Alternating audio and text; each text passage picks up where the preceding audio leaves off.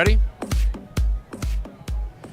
Sid Vanderpool at the Novation booth, and I'm here with Thavius, and we're going to take a peek at the Launchpad Pro unit. I know a lot of you are out there that do production work know about the Launchpad. Well, this is the new version of the Launchpad. Tell us a little bit about this, Thavius. Yeah, definitely.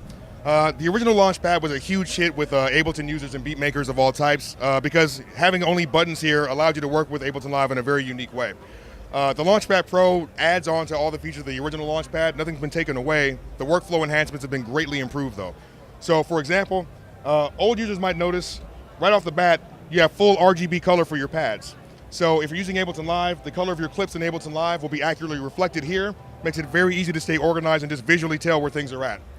Another big improvement is the fact that we have breakout cables right here to control external MIDI gear.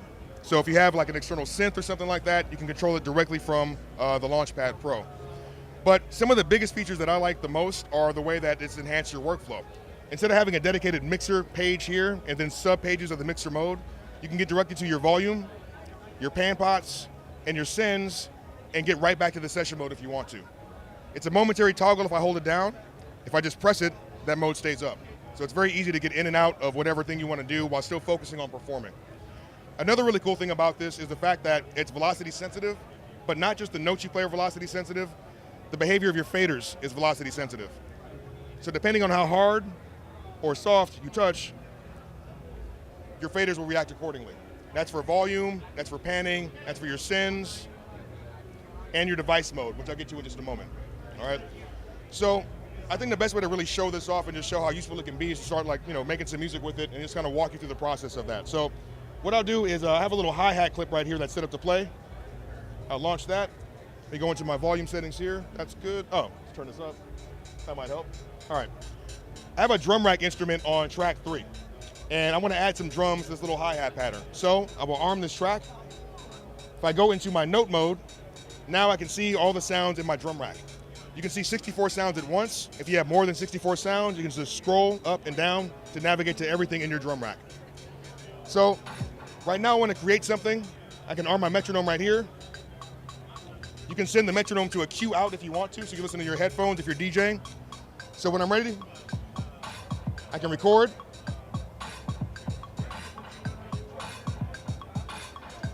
Turn my metronome off. You have a dedicated quantize button, and if I hold shift, it enables record quantization, so you can quantize on the fly. And that's why my notes are on beat right now. So I'm gonna add more to this clip. Hit record. All right, so I have a drum beat going now. I'm gonna go back into my session mode. I have tracks with various clips set up to play, so I'm gonna go ahead and add another drum beat to this.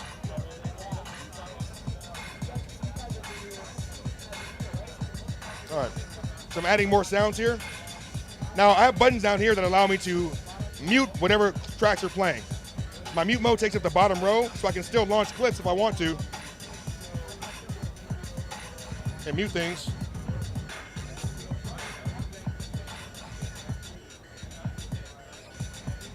So again, very easy to control your set, control certain parameters while still playing, all right?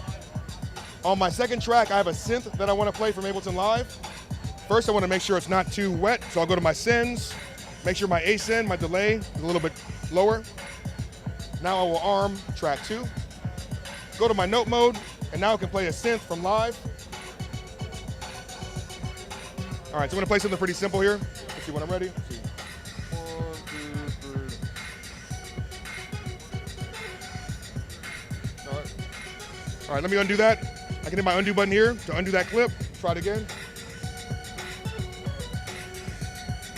There we go. All right, so I'll go back into my session mode here. I'm gonna turn my sends back up to add some delay. Go to my volume setting, bring it down a little bit. All right, my first track is gonna take audio from my MIDI Nova, from my external MIDI synth. I'm gonna arm this. I will go into my external MIDI mode.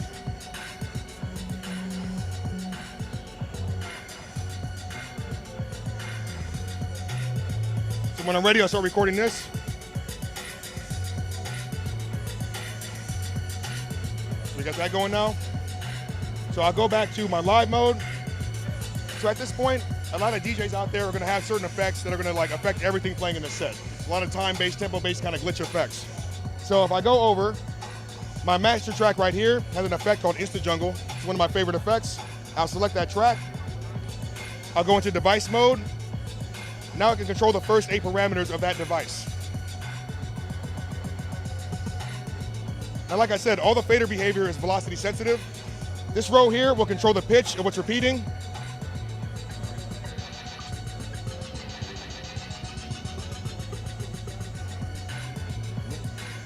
So last but not least, I'll go into my volume page again and do a very gradual fade out.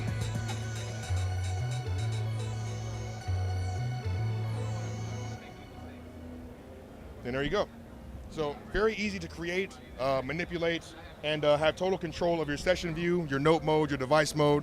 It's so easy to jump from page to page. You're not diving through different menus. So from a workflow standpoint, from a performance standpoint, you can do a lot more, a lot quickly, and maintain your focus.